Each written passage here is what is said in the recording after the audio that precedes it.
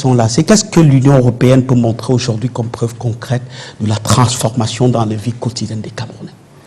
Alors, est-ce que c'est à l'Union européenne de faire la transformation quotidienne de la vie des Camerounais? C'est d'abord, je crois, aux Camerounais de décider de leur avenir, de choisir. C'est le gouvernement que nous appuyons. Nous sommes aussi dans un cadre d'intérêt mutuel. L'Union européenne a ses intérêts, le Cameroun a ses intérêts. Nous devons essayer de les faire rencontrer. Le bonheur du peuple camerounais ou le fait qu'il puisse se développer, je pense que c'est d'abord la responsabilité de son gouvernement et de ses autorités et du peuple camerounais qui choisit ses dirigeants. C'est pas à l'Europe de donner la leçon de dire il faut mieux faire ça ou faire ça. Voilà, c'est pas ça. Par contre, ce qui est la force de l'Union européenne, et d'ailleurs c'est ce que la dame disait très très justement, c'est la capacité de renforcement des capacités. C'est l'accès aux différentes formations. C'est l'utilisation aussi, ce que disait monsieur le spécialiste du monde rural.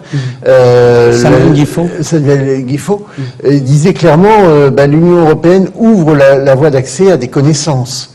Nous avons des programmes, le programme Erasmus, qui permet à des doctorants, à des jeunes formés chercheurs du système camerounais à partir en formation en Europe, à avoir des interactions avec des collègues européens. Et ce programme marche aussi dans l'autre sens, c'est-à-dire qu'il y a aussi des étudiants européens qui viennent travailler dans le cadre de l'université camerounaise. Et ça, je trouve que c'est fort et puissant. Il y a une dizaine de jeunes, par exemple, qui sont à Kribi, qui actuellement sont financés par l'Union européenne et qui viennent étudier dans le cadre du programme maritime de l'université de Chang. Donc ça, c'est puissant.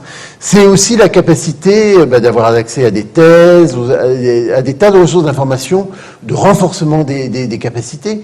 C'est aussi peut-être aider à la capacitation, entre guillemets, à la reconnaissance de la valeur de certains produits camerounais. Par exemple, je citerai le poivre de Penja, dont l'appellation... Qui est labellisé désormais. Qui est labellisé grâce aussi à l'accompagnement de l'Union européenne. Et donc ça aussi, c'est... Voilà. Il y a aussi, dans notre démarche, je ne vais pas vous le cacher, nous avons aussi la promotion d'un certain nombre de valeurs et peut-être de procédures et de façons de penser qui ne sont pas toujours les mêmes que celles de nos autres grands partenaires internationaux.